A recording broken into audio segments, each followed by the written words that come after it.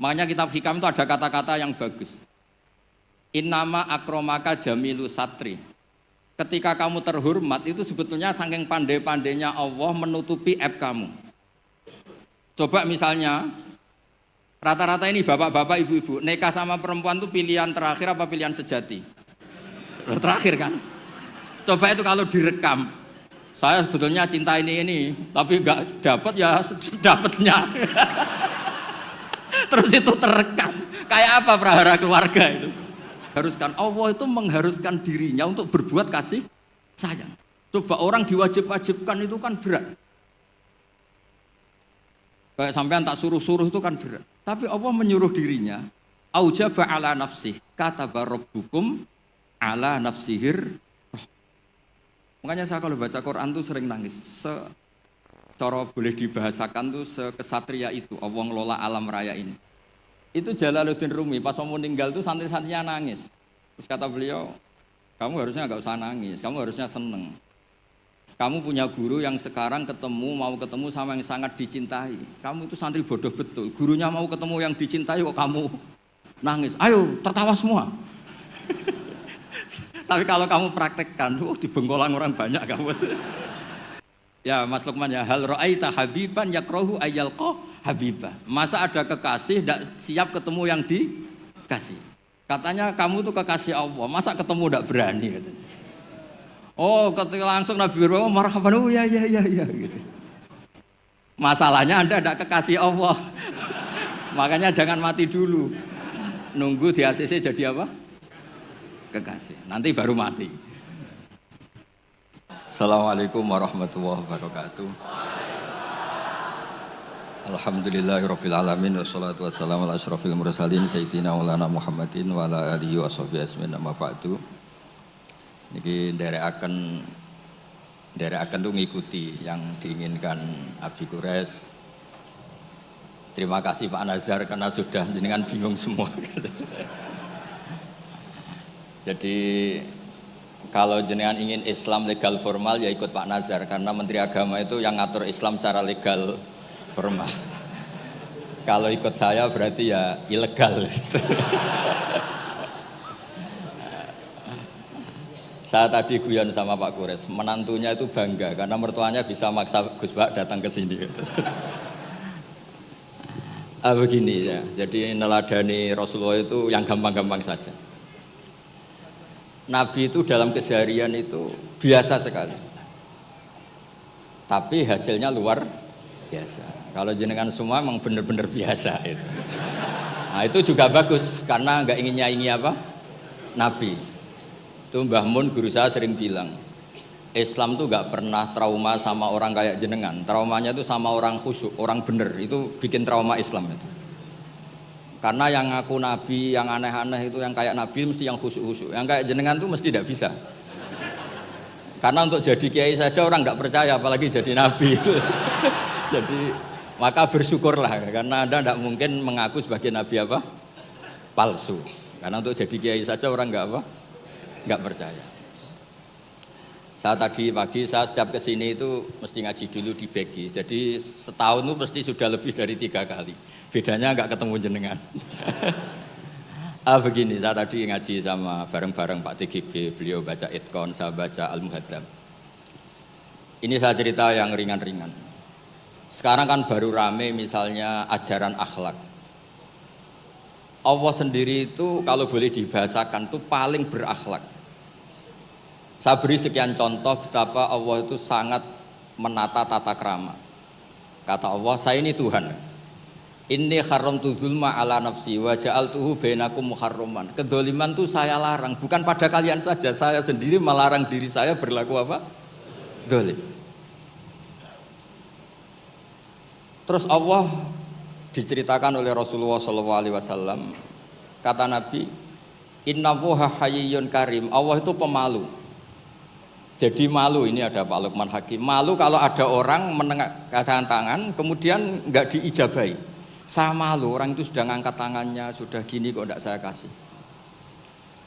Terus contoh lagi, ketika Anda merasa aktor pemberi sedekah, aktor apa? Itu Allah mengistilahkan dirinya itu mangdalladzi yuqridu waha qardan hasana. Siapa yang mau menghutangi saya?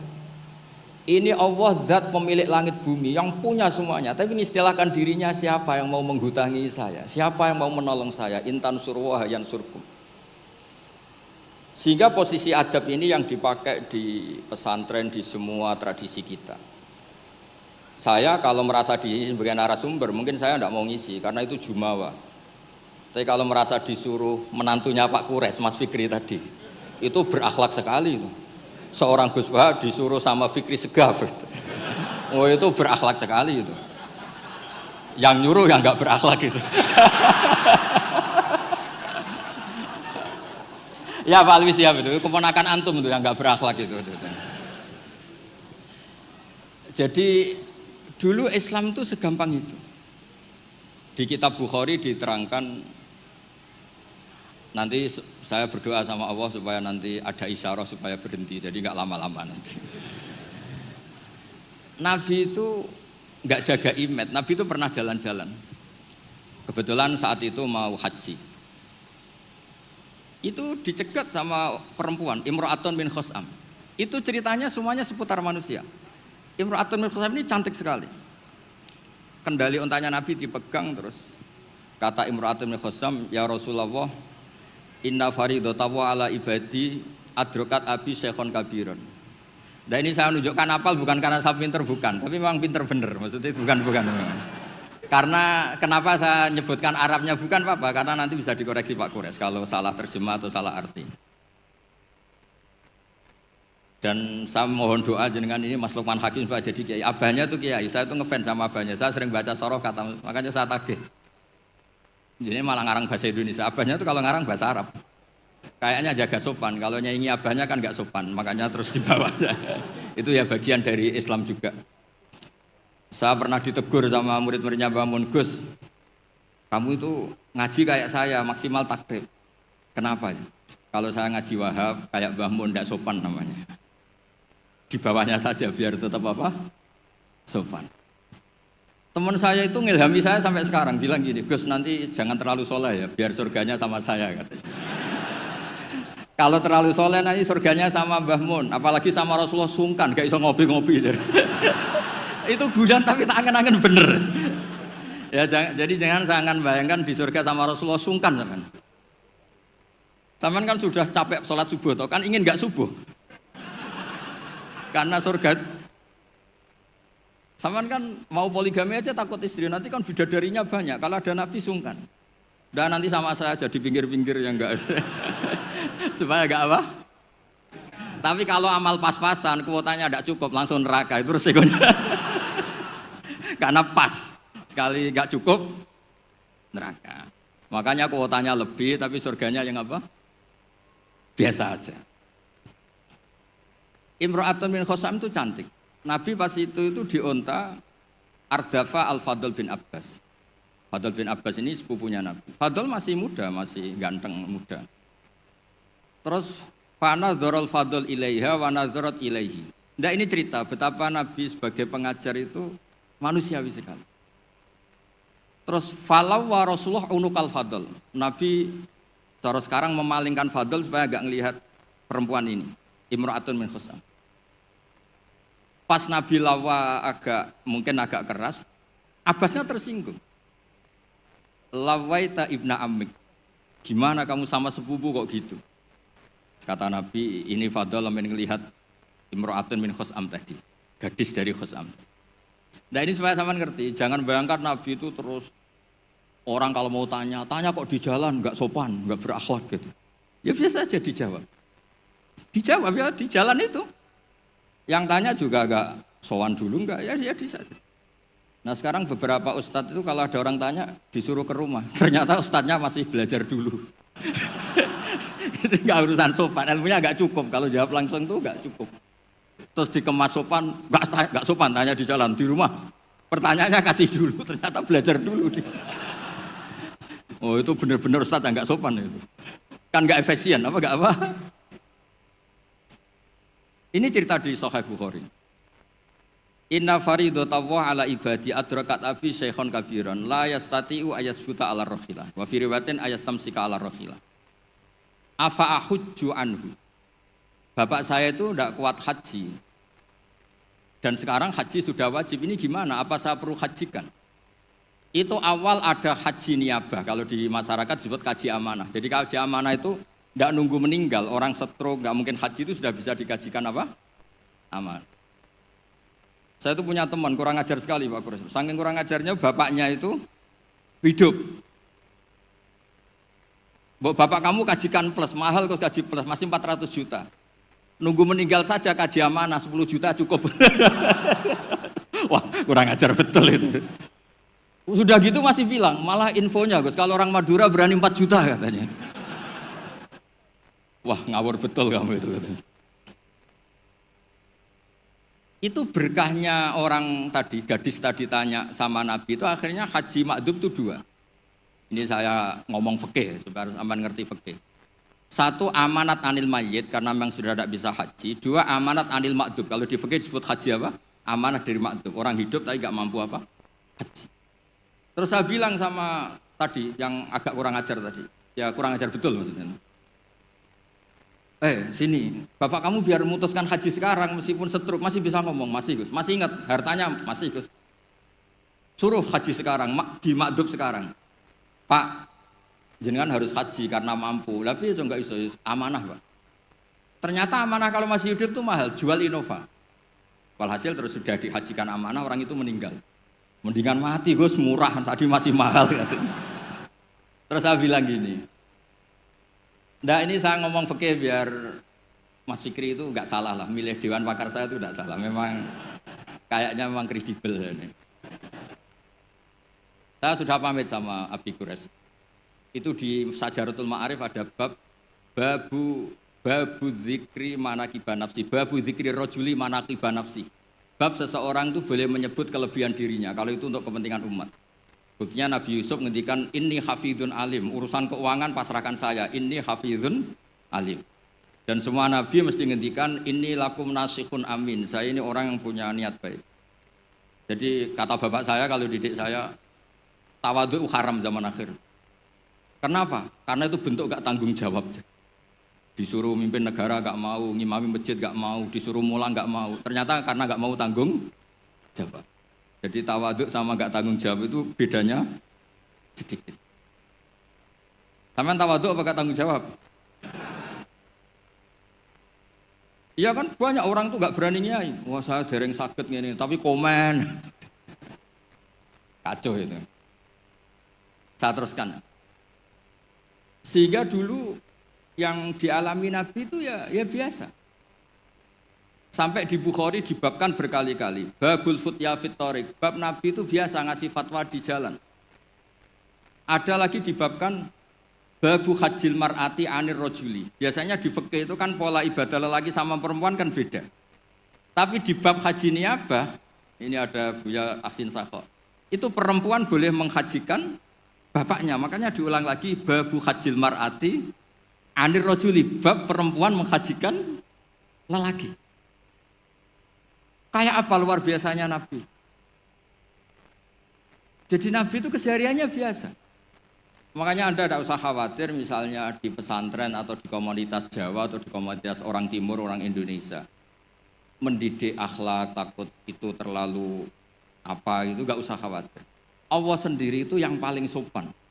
Sampai bilang untuk dirinya sendiri, kataba rabbukum ala nafsihir rahmah. Kataba itu mengharuskan, Allah itu mengharuskan dirinya untuk berbuat kasih sayang. Coba orang diwajib-wajibkan itu kan berat. Kayak sampean tak suruh-suruh itu kan berat. Tapi Allah menyuruh dirinya, aujaba ala nafsih, kataba rabbukum ala nafsihir rahmah. Makanya saya kalau baca Quran tuh sering nangis.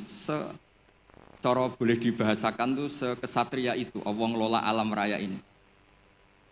Makanya dulu tuh banyak ulama itu pede.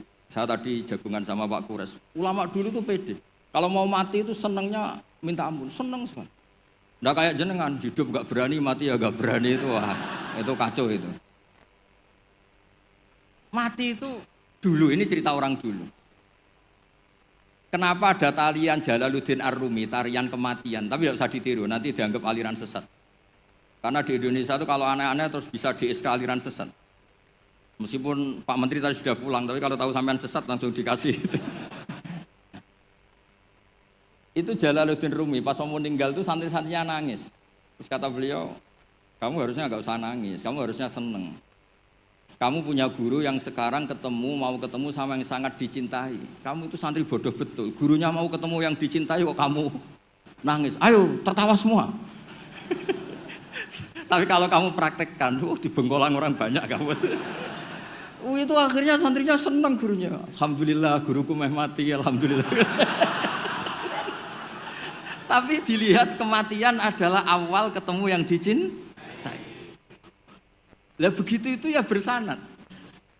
Ketika Bilal, Sayyidina Bilal itu mau meninggal, itu orang sekelilingnya nangis. Beliau ya marah, jangan nangis. Ghadan nalqal ahibbah Muhammadan wa hisbah. Besok saya ini mau ketemu Rasulullah Muhammad. Kamu gak usah nangis. Ghadan nalqal ahibbah Muhammadan wa hisbah.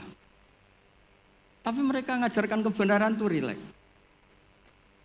Yang mengajarkan kebenaran itu rileks. Ini cerita sunnah Rasul yang mudah kita tiru. Sama gak usah bayangkan jadi kiai sufi terus terkenal wali, repot. Bisa kiamat kalau yang jadi wali sampean. Saya keberatan, betul keberatan.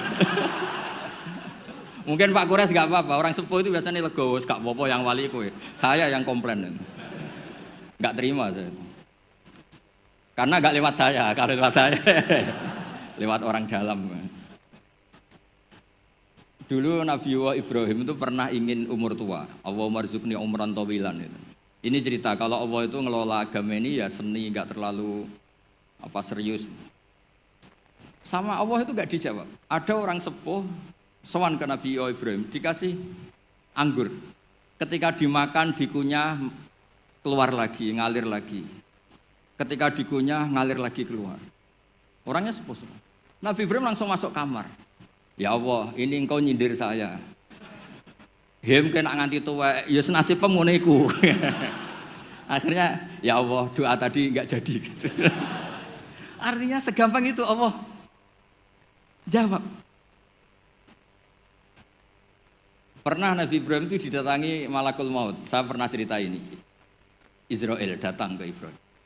Saya disuruh nyabut nyawa kamu. Nabi Ibrahim kan GR. Ya beliau kan Khalilur Rahman, makanya marah dia. Enggak mungkin Allah enggak menginfo dulu sama saya kalau kamu mau cabut saya, kamu ngawur Israel. Makanya kalau kamu bisa ngawurkan Israel itu sanadnya sampai Nabi Ibrahim itu. Kalau berani. Ngawur kamu. Saya enggak dikasih info dulu. Hal ra'aita habiban yumitu habibah. Masa ada kekasih bunuh yang dikasih, ini enggak benar, logika kamu enggak benar. Wah Israel kan enggak bisa debat dia. Enggak pernah kuliah, enggak pernah munakosah dia. Datang lagi sowan ke Allah, ya Allah. Kata Nabi Ibrahim, kata Khaliluka, hal ra'aita habiban yumitu habibah. Masa kekasih bunuh yang dikasihin? Karena Ibrahim gelarnya kan Khalilur Rahman, apa Khalilur Rahman. Terus sama Allah, kamu bilang gini Israel kan nggak bisa mikir. Makanya ada orang itu ngeluh itu, Gus bapak saya pas di sawah kok mati. Gue Israel itu biarin sampai rumah dulu, kenapa? Pas di sawah mati, di pematang sawah itu belum mati itu cerita ke saya, Gus Israel itu kasih tahu tuh, masa kan bisa bunuh di rumah kan bisa. Sembrono betul itu. Terus saya bilang sebetulnya ada, teori itu ada, tapi harus jadi nabi dulu. Masalahnya sekarang nabi sudah apa? Ditutup. Sebetulnya bisa kata saya itu. Terus akhirnya Ibrahim ini Israel dikasih tahu sama Allah. Bilang ke Ibrahim, hal ra'aita habiban yakrahu ayyalqa habibah. Dibalik logikanya. Ya Mas Lukman ya, hal ra'aita habiban yakrahu ayyalqa habibah. Masa ada kekasih tidak siap ketemu yang dikasih. Katanya kamu tuh kekasih Allah, masa ketemu tidak berani katanya. Oh, ketika langsung Nabi Ibrahim marhaban, oh ya gitu. Masalahnya Anda tidak kekasih Allah. Makanya jangan mati dulu. Nunggu di ACC jadi apa? Kekasih. Nanti baru mati. Jadi intinya beragama itu rileks, ada diskusi, ada somasi, ada komplain. Enggak apa-apa. Yang penting ini karena merasa nyaman dengan Allah Subhanahu wa wa ta'ala. Makanya Nabi itu paling seneng sama orang-orang desa itu. Saya ini meskipun banyak baca kitab, tapi sudah memutuskan Islam saya itu gaya Arabi, gaya orang-orang kampung sing badawa-badawa itu enggak priayi lah. Karena yang masuk surga awalan itu yang orang-orang enggak priayi itu. Karena malaikat repot tuh kalau ngadepi orang-orang enggak priayi ini. Saya pernah ada guru, ini betul ini kisah nyata, ada guru mau dipidanakan gara-gara buka tes SD loh Pak Kures, kan sudah disegel. Sama dia dibocorkan supaya santrinya lulus semua, SD-nya lulus semua. Kan dikomplain mau dipidanakan. Ya karena saya di daerah saya kan ketua suku lah termasuk itu. Walhasil musyawarah sudah sowan Gus Bak dulu. Ternyata dalilnya tuh ngawur betul. Gus, nak gak apa-apa ya, buka gini gak apa-apa. Kenapa gak apa-apa? Ujian mungkar nakir dibuka kiai-kiai aja gak apa-apa, apalagi ini ujian. Ujian mungkar nakir kan sudah dibuka, marah buka. Masa ujian SD gak boleh? Wah, kepala sekolahnya kan pusing. Jangan Gus, jangan diturutin, ini kacau, ini kacau. Ya saya bilang akhirnya, ya masalahnya kepala sekolah sama polisi itu tidak mungkar nakir. Jadi ya beda, gitu Gus ya tak kira sama Gus. Jadi ujiannya mungkar nakir saja bisa di apa? Dibuka, bisa dibocorin, masa ujian SD tidak boleh katanya. Makanya repot, kena orang-orang kayak gitu tuh repot. Nah orang Arabi itu logikanya seperti itu. Tapi jangan ditiru ya, tadi yang di Indonesia enggak boleh tetap kalau itu. Bisa di penjara kamu. Sudah miskin di penjara repot nanti. Sudah repot nanti. Ya kalau kaya kan agak bisa gimana gitu. Kalau miskin kan agak susah itu. Ya agak gimana-mana pokoknya kalau itu segampang itu. Ada orang Arabi tadi saya jagungan sama Pak Kures. Tanya sama Allah, Rasul, ya Rasulullah, man tawalla hisabi, nanti yang ngurusi hisab saya itu siapa? Kata Nabi, Allah. Allah binafsi, Allah sendiri yang menghisab, bukan malaikat, bukan. Iya, jadam. Orang Arabi itu fawallah, orang itu langsung, ya sudah Nabi saya mau pulang, sambil tertawa-tawa. Sama Nabi dipanggil, wahai Arabi, kenapa kamu tertawa-tawa? Jawabnya lucu, kenangan saya dengan Allah di dunia itu baik-baik saja. Maka nanti di akhirat juga baik-baik saja. Kalau sama malaikat saya tidak punya kenangan. Loh itu Nabi komentar itu fakuhal Arabi, kamu pinter yo gitu. Makanya kamu harus yakin kalau nanti ketemu Allah itu baik-baik. Buktinya kita di dunia tanpa prestasi ya baik-baik saja. Kita penuh problem, Allah ya baik-baik saja. Enggak terus, makhluk tanpa ada gunanya keluar dari bumiku ya. Nah itu penting. Jadi Allah itu suka. Makanya ada hadis ana indadzoni abdibi, saya ini terserah cara pandang hamba. Ini yang terakhir meskipun belum disemprit Pak Kures. Sudah dapat izin. Di kitab Ihya, saya berkali-kali cerita ini. Kitab Ihya itu meskipun hadisnya banyak yang nyoal, tapi kitab itu kitab keramat. Makanya ada pensara Ihya namanya Sayyid Zabidi itu. Beliau sering ngendikan hadal hadis min haisul matnu dhaif lakinnahu masyhurun wa yu'adituhu fil makna al ahadits as-sahihah. Jadi intinya itu hadis ini secara teks memang masalah, tapi secara makna dikuatkan oleh sekian riwayat-riwayat yang apa? Sahihah. Jadi yang dhaifnya itu hanya min haisul lafdu atau hadal lafdu bi ini masalah, tapi min haisul makna itu enggak masalah. Ada orang itu sudah di neraka 2, dipanggil sama Allah ke surga. Allah itu tanyanya unik. Ini di terakhir kitab Ihya di kitab Ar-Raja. Gimana rasanya di neraka? Karena di neraka ditanya sama Allah. Wah, enggak enak Gusti. Kami tanya, lah kamu gimana di neraka? Wah, enggak enak Gusti. Sudah diborgol, dibakar api, pokoknya enggak enak Gusti. Terus yang satu disuruh, ya sudah kembali lagi ke neraka. Itu lari semangatnya minta ampun, lari ke neraka, semuanya minta ampun. Marhaban ya Allah, ya sudah lari ke neraka. Allah kan dia. Wih kok semangat gitu. Terus dipanggil sama Allah, kenapa kamu semangat masuk neraka? Karena ini perintah engkau. Saya sampai masuk neraka itu gara-gara kalau engkau perintah tidak pernah nurut. Makanya kali ini saya nurut. Lari ke neraka. Ya sekaligus ini ijazah. Nanti kalau disuruh ke neraka lari sekencang. Saya ini sudah trauma, sudah nyesal. Karena dulu ketika engkau perintah saya tidak pernah Nurut, makanya saya semangat gitu. Nurut, karena ini perintah jenengan. Terus pas lari kencang neraka sama Allah dipanggil lagi. Ya sudah kamu anak baik, di sini aja.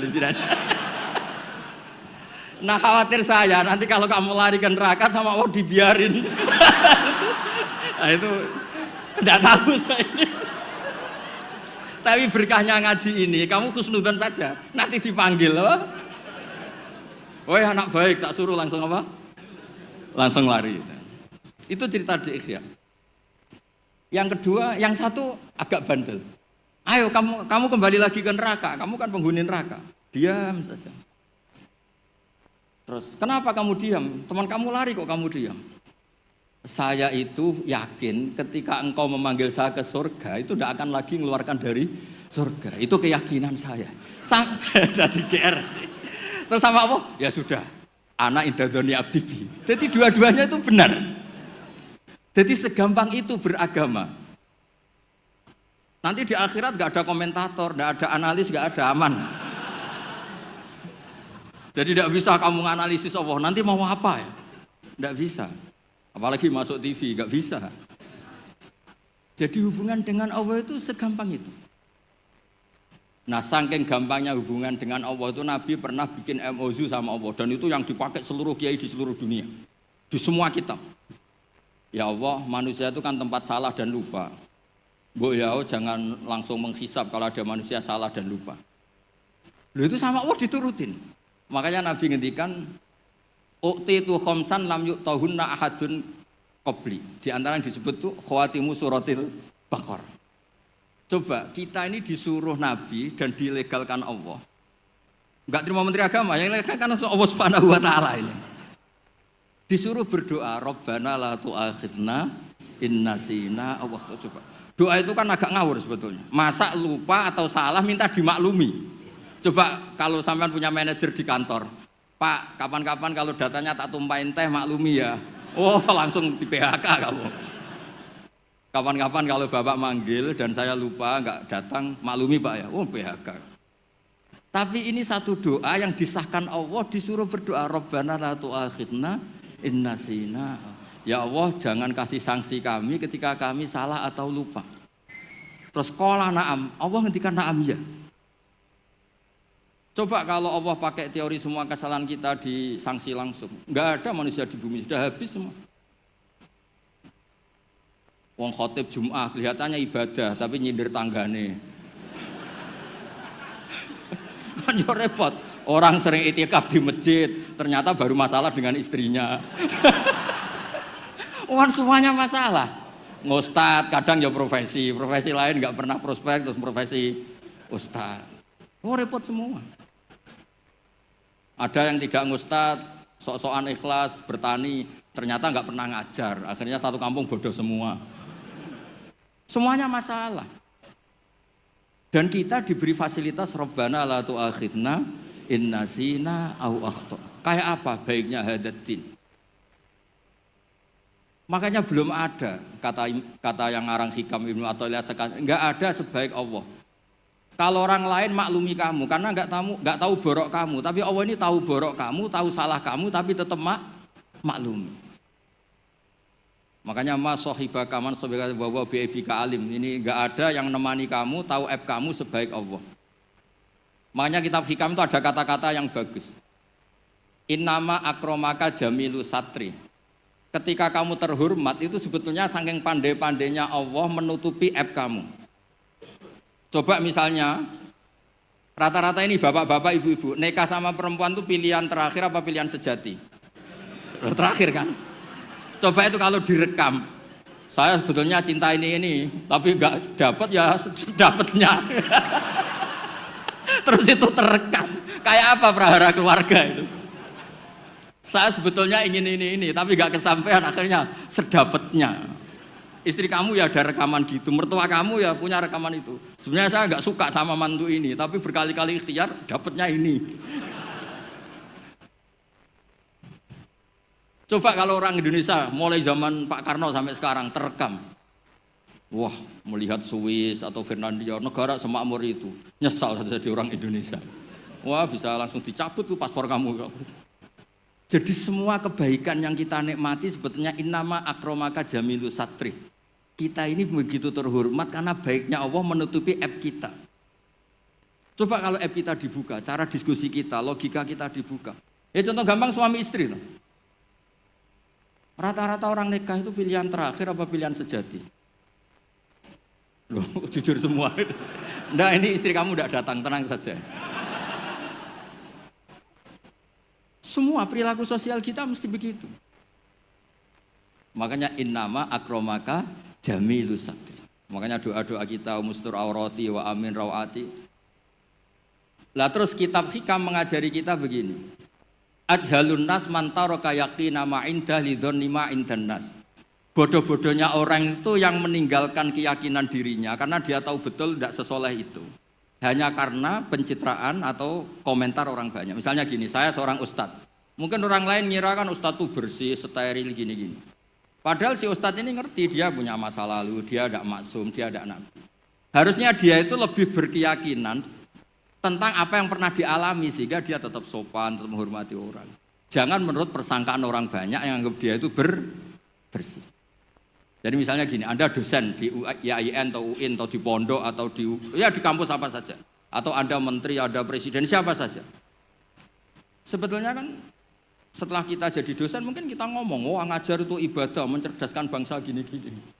Ternyata mungkin Anda ini cita-citanya itu jadi pengusaha. Berhubung gagal daftar jadi dosen. Banyak tuh teman-teman saya yang jadi ustadz, Gus aku bisnis bolak-balik gak kasil Gus, jadi ustadz malah jadi kiai. Kalau itu dibuka Allah semua habis. Misalnya keluarnya menteri, wah enak jadi menteri, ditegar-tegur tok mbek presiden. Kalau itu direkam, wong saya ini cerita saya terakhir. Saya itu pernah ketemu Kiai Sepuh Pak Guru, sepuh sekali, temannya Bapak. Datang ke saya. Agak kacau betul ini, mentang-mentang temannya Bapak sama saya itu enggak bosok. Saya tetap cium tangan untuk temannya Bapak. Pas rame-ramenya MUI ngaramkan rokok itu. Gus saya ini mau tanya jenengan, kalau jenengan jawab haram tak lawan. Waduh. Kalau jawab haram tak lawan katanya. Kalau jawab halal tak ikuti katanya. Yang saya senang dari cerita dua Kiai Sepuh ini begini. Saya ini Kiai Sepuh, Gus. Saya ini hiburan saya itu rokok. Rokok di pojok musola. Habis maghrib sampai jam 10. Kalau istri sudah tenang, tidak berontak baru pulang. Karena kalau belum ngantuk itu bawaannya ngomel kan. Ini yang cerita dua orang ini. Jadi hiburan saya itu rokok sama teman-teman musola. Tapi sekarang rokok diharamkan. Tolong kasih tahu MUI, Gus. Raro rasanya jadi kiai katanya. Kalau orang awam hiburan kan bisa lihat dangdut katanya, bisa saweran. Saya ini kan kiai Gus, gak pantas. Hiburannya hanya rokok, gitu aja kok diharamkan. Ya sudah bah, halal kata saya. Oh itu senengnya bukan main. Setelah itu kemana-mana bilang, kata Gus Pak halal gak? Waduh. Alasannya itu hiburannya katanya. Jadi saya semenjak jadi kiai itu ya sering dapat orderan fikih itu. Ya maksud saya beragama itu mudah. Yuridu wa bikumul yusra wala yuridu bikumul usra. Jadi ana intadzoni abdi. Makanya sampean harus yang senang, yang ceria. Karena ini untuk ngelawan setan. Setan itu suka kalau orang Islam itu susah, kemudian menyalahkan agama ini, menyalahkan sistem alam raya ini sehingga tidak ridho dengan qada qadar. Makanya disebut innaman najwa minasyaitoni liyahzunal ladzina amanu. Jadi kalau pikiran yang ngajak susah itu minasyaiton. Berarti yang ngajak seneng itu minallah. Makanya saya ini ustadz beneran ini karena ngajak orang seneng gitu. Kalau yang ngajak susah itu masalah itu. Wong jelas di Quran la tahzan. Jangan susah, enggak ada di Quran la tafrah itu enggak ada. Yang ada qul bi fadlillah wa bi rahmati fa bidzalika falyafrahu. Ya saya pernah dikomplain sama kiai-kiai yang khusuk-khusuk Pak Kores. Gus ini nanti kalau maghrur, orang gara-gara ngaji jenengan isane seneng tok terus ora tahu susah. Terus saya bilang masalahnya apa? Kalau enggak tahu susah sampai akhirat kan bagus kata saya. Terus tapi itu saenake dhewe fasik. Oh nak fasik ku wis asli sedurunge ngaji aku wis fasik. Kok nyala-nyalain saya kata saya. Nah ini penting ya supaya jenengan itu beragama itu rileks nyaman karena Allah itu suka Suka sekali. Menghitung nikmatnya itu suka. Dulu ada orang Arabi datang ke Nabi itu gak punya apa-apa. Terus tanya, ya Rasulullah engkau menyuruh saya syukur, saya ini gak punya apa-apa. Nyukuri apa? Istri gak punya, harta gak punya, semuanya gak punya. Saya nyukuri apa? Nabi itu ngelihat sandalnya, di padang pasir kan panas. Lah itu 2 sandal kamu, kalau kamu gak punya ini panas. Oh iya ya Gusti, alhamdulillah, alhamdulillah. Hanya punya sandal itu. Ya kayak sampean itu, kan ceria, punya nekat saja cukup lah. Kenapa seneng? Gak usah alasan, nekat saja, pokoknya penting. Ya jadi sekaligus ijazah, jadi yang dihitung apa itu alam nasroh, hati lapang. Terus kul bifadlillah wa birahmati fa bidzalika. Bapak saya itu paling sering mensyariatkan seneng. Kalau pagi ngajak jalan-jalan saya itu, kalau ada orang miskin itu di warung nongkrong, rokoknya 1 aja hutang, 1 ler saja hutang. Terus ngomong itu seakan-akan dunia miliknya. Itu kata bapak, itu hamba paling dicintai Allah katanya. Kalau presiden orang kaya seneng itu kan wajar, alasannya jelas. Ini nggak punya alasan untuk seneng.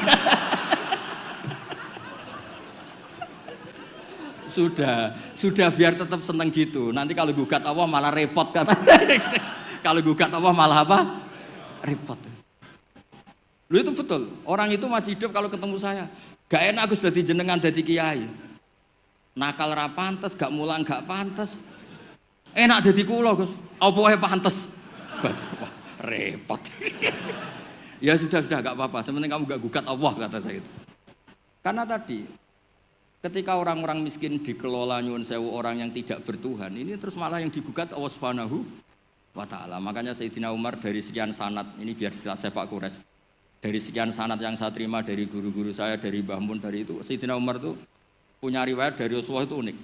Innallaha kallafani an asrifa an du'a. Ya saya ulang lagi. Innallaha kallafani an asrifa an du'a. Allah itu memaksa saya supaya apa-apa itu enggak melibatkan Allah. Karena kalau apa-apa melibatkan Allah, kalau Allah kuasa kenapa ada orang miskin? Kalau Allah kuasa kenapa ada orang terlantar? Malah repot semua. Orang dilatih Islam menyalahkan dirinya sendiri. Rabbana dzolamna anfusana. Makanya Umar terus pidato, jika ada orang yang tidak makmur ketika saya jadi khalifah, salahkan Umar, jangan nyalahkan Allah. Anda punya pemimpin yang tidak becus. Kalau Sayyidina Ali mirip cuma agak kacau. Diskusinya agak kacau. Tapi kacau ilmiah tetap bagus. Ada orang ngelapor, ya Ali, ketika kita dipimpin Umar, dipimpin Abu Bakar, Umar baik. Kenapa setelah engkau pimpin kacau? Konflik, kata Ali. Ketika Abu Bakar, Umar mimpin, itu rakyatnya baik-baik kayak saya. Pas saya mimpin rakyatnya kayak kamu.